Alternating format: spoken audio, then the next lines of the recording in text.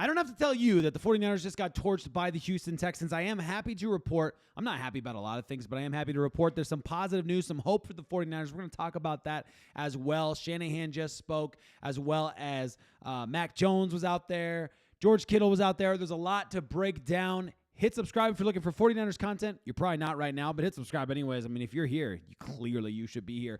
Let me know in the comments how you're feeling about that game. As you can tell from the sound of my voice, I'm sure I'm pretty gutted from that game. That was a very, very disappointing, very frustrating loss. On top of that, you have injuries piling up, continuing every single week, it seems. So there's a lot, of course, to be negative about. We're going to talk about some of that here, but we're also going to talk about some hope that the 49ers have on the forefront right now. So we'll get to all of that, but let me know just your raw thoughts in the comments. I put John Lynch in the picture today because I feel like, if anything, this team so desperately needs to think differently about how they protect their football players. I don't know what it is. I'm not acting like I'm an expert, but you cannot call this bad luck. You can't have 8 years out of 9 of really bad injuries and call it bad luck. So something needs to be fixed there. That's the number one priority.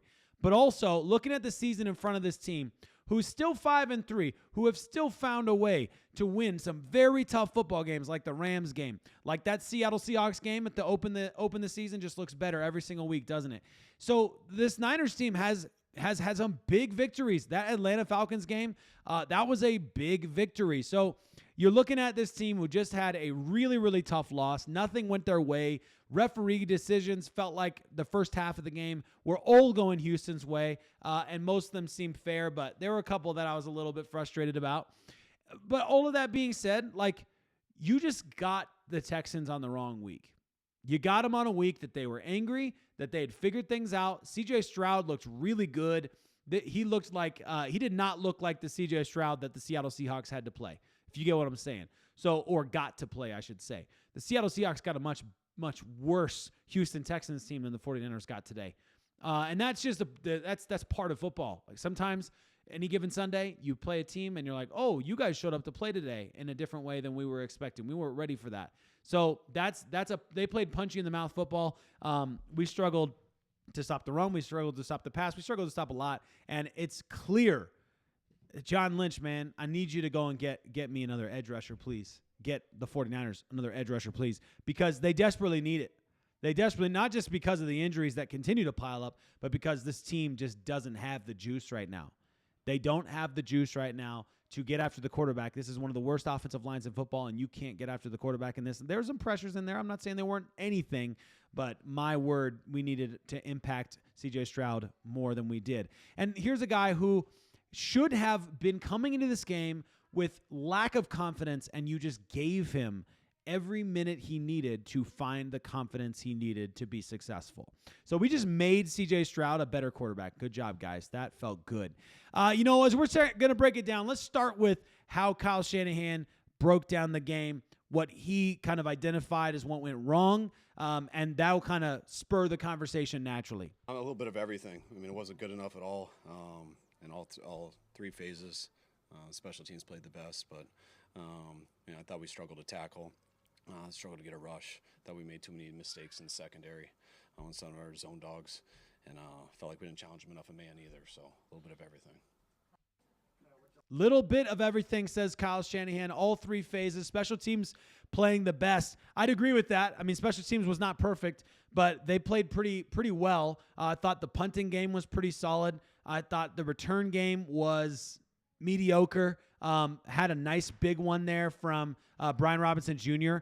Interesting that I don't know if this was by design or I have no idea, but they did not give Sky Moore a kickoff return. It was all to Brian Robinson Jr., which I thought was interesting. And he is significantly slower, but he's much shiftier. So you kind of get one of those, if he were a touch faster, he'd be a lot like Debo.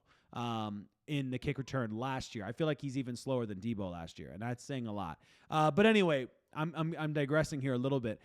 The special teams played all right, and I felt like the offense and the defense just really let us down in so many aspects of that game. But you know what's interesting? Who do you put the blame on? Because basically, George Kittle, he took the blame on the offense. He said it's not the defense's fault. Now, we'll get down to why that's kind of crazy in a second, but let's listen to what George Kittle had to say on tight end day. The first half is tough because, we had 12 plays in the first half until, the last drive. And, we didn't do anything to help our defense in the entire first half. I thought our defense was playing at a really high level. Honestly, they're doing bend but don't break. Their kicker had, 4 field goals? And if your defense is holding with 4 field goals, they didn't punt once either, right? At the very end, right? Would you have taken a safety there? George Kittle. I'm just curious. Always speaking his mind. But, I thought our defense played really well for the pieces that were lost during the game, guys who had to come out for the game, guys who had to go in for the game, guys who were already missing. I thought our defense played it, really well. They were flying around hitting people. And if you're holding the team to 4 field goals and, just 2 touchdowns, our offense has to score points.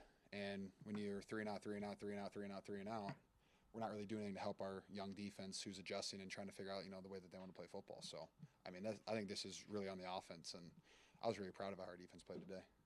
Okay, so let me ask you the first question based on what he said, and then I'm going to let Mac Jones kind of add to that in a second. But let's start with the defense. Do you feel like you walk out of this game feeling, to use George Kittle's word, pretty proud of this defense? I'm not sure I'd go that far. Because the opening drives, yes, it was bend, don't break defense, and I respect that until it wasn't when they were giving up big 50-yard plays.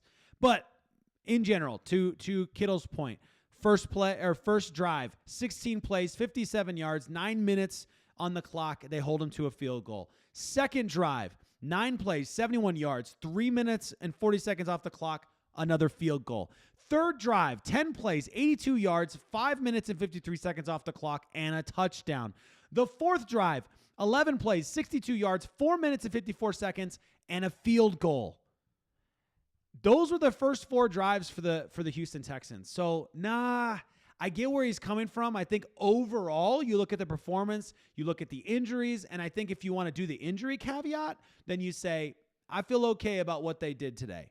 You look at the total score of 26 points, and you're like, all right, a couple things go our way. That looks like a much better game. I can live with that. Maybe.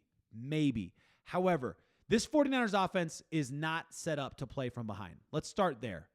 Because they can't, if they're not controlling the game and controlling the run game, this offense is not a play from behind kind of offense, unfortunately. That doesn't mean they can't win from behind. They've done it recently, but I'm just saying that's not their skill set. That's not their strength. The 49ers play their best football when they're in control of the game, when they're moving the ball on the ground, and that opens up some space. Now, obviously, I think you can make the argument that every team plays their best football when they're moving the ball and controlling the game. But I think you get where I'm coming from. Offensively, per George Kittle's point, they go out there, 4 plays, 3 yards on their first drive. Second drive, 3 plays, 7 yards. Third drive, 3 plays, 5 yards. Next drive, 4 plays, 35 yards, touchdown.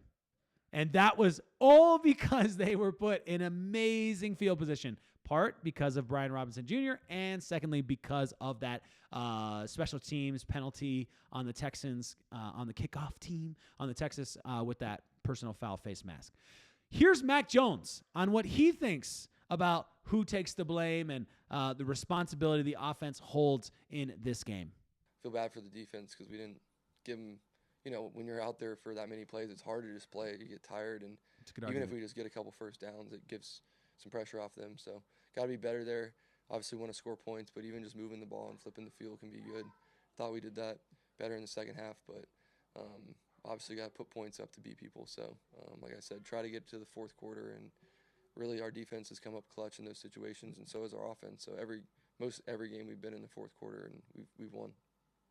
Feel bad for the defense. Really interesting. A couple things that Mac Jones said there are very, very interesting, and then I'm going to get to some hope there too for this 49ers team. Okay, I promise I'll get there. When you're talking about this offense struggling, and it was fair to say they're not on the field, they can't stay on the field, they can't sustain drives. The defense is on the field all the time, and that's totally true. I came out of the first half basically saying, I think the 49ers played for like 5 minutes. It may have been a little bit more than that, but that's how it felt. It felt like they played for like 5 minutes on offense, and the Texans were on offense the entire first half. That's how it felt. It felt like they never got off the field, and that's a problem. You can't have that, and I agree with Mac Jones on that front. I also think it was interesting, Mac Jones kind of just saying, it's our fault for not getting it to the fourth quarter. Like, the 49ers defense got us to a position where we had a shot in the fourth quarter, but the 49ers offense did not get us in a position where we had a shot to win in the fourth quarter. And that's a fair point too. I thought that was really insightful. What's the hope through all of this? Let's start with the fact, I was going to talk about hope. We have to update you on injuries real quick. I'm so sorry. That was a really bad timing to talk about hope, because there's no hope on this list right here. Added to the list today is Jordan Elliott, Sam Okuanu, and D. Winters. Sam Okuanu, Kyle Shanahan on the hopeful side said that it didn't seem like they were high ankle sprains for both of the ankle injuries. Yeah, sure. That might be fair. That might be true. But Sam Okuanu was carted off in the second, in the tunnel. Still not able to walk on his own feet. So that's fine. We can say it's not a high ankle sprain or whatever, but dude, I don't think Sam O is going to be playing anytime soon.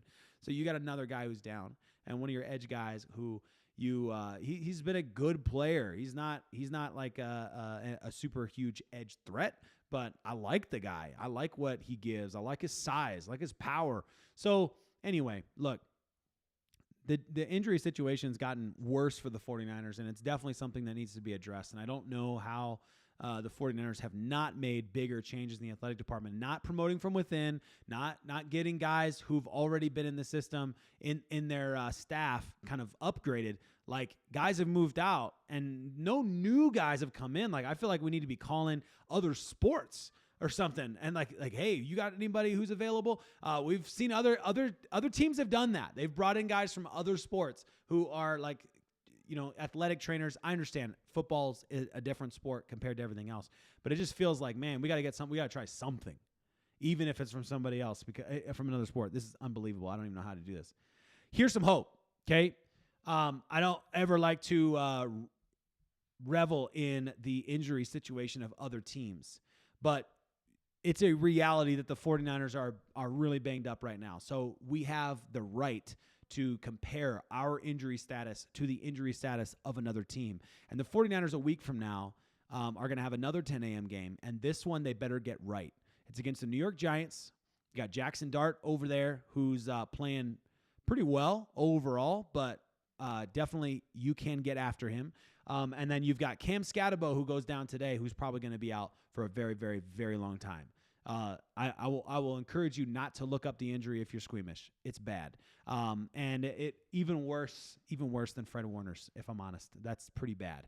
And Cam Scatterbo is that's a huge benefit for the 49ers, because he is one of those guys that they're relying very heavily on. You already have Malik Neighbors out for the season. So the 49ers, I'm not going to say they're going to go pull a Philadelphia Eagles like today and put up 38 points on them, but they definitely have the opportunity against a very, very bad run defense to go and get after the New York Giants. They can make progress. I'm going to get you inside scoop later from a buddy of mine who's a Giants guy. We'll be talking to him for sure and get you his takes. But as far as I'm concerned, this situation for the New York Giants, they've lost some big games. They've lost some games that they had good moments in, and so they're 2-6. Is that right? 2-6. Is that possible? Yeah, that's right. So the 49ers go in there. They have an opportunity to get back to winning ways, to take this week seriously, to establish their own brand of football with the guys they have available, whoever those guys are. How many of those guys might be off the street by the time Sunday comes around? Who knows? As far as I'm concerned, there's an opportunity there for the New York Giants. And while we're thinking about that, and while we're thinking about how this team turns things around, some positive words, in my opinion, from Kyle Shanahan. Here's how he kind of talked about what's going to come next. Damage your team's morale, spirit. I would hope not. I mean, we got beat today. Credit to them. They kicked our ass, and we got to take it like men and come back, hopefully a little pissed off, and go to work and play better next week than we did this week. That is exactly what I want to hear Kyle Shanahan say for several reasons. But number one, even just this season, you look at the game against the Falcons, the game against the Rams, the team that shows up and plays well is the team that nobody believes in. It's the team that people think are going to get rolled. It's the team that people are sleeping on. That's this team, the 49ers. That's when they play their best this season. So I would much rather have the 49ers going up against the Giants and have people question what they're capable of and have them have to prove it than for the 49ers to go into this game and everyone's like, oh, yeah, it's an easy victory, easy dub. Here we go. And, nothing's going to feel easy this week. I sure hope not. I sure hope nobody's acting like this is going to be an easy game against the Giants because there's no easy game in the NFL, and we learned that the hard way today. A team that played horrible last week on Monday Night Football in front of everybody, embarrassed on Monday Night Football, the Seahawks tried to lose that game several which ways, and the Texans just could not find a way to do anything meaningful. And then they show up today angry, ready to prove everybody wrong, showing everybody why they're the best defense in football, and they did a darn good job at it. And Shanahan's, attitude of take it like a man, turn it around, and show up angry tomorrow ready to go. That's what I want to hear. That's exactly what I want to hear because every fan out there knows what I'm saying right now. Like, that was a brutal loss. That was not fun to watch. That was hard. We're 7 days away from the New York Giants, and this is a big, big opportunity to go get it back, to go make it right, to go turn things back around. And this is a team that can rally to find a way to be successful. Also, John Lynch, it would be nice if you don't mind, just a small little thing. I'd love if you'd go and get a big edge rusher. That'd be really nice. Myles Garrett looked really angry today. Maybe go pick him up. That was a joke. All right, guys. I hope you guys have a good rest of your Sunday and sleep this one off. Another day tomorrow. The Niners will be back at it.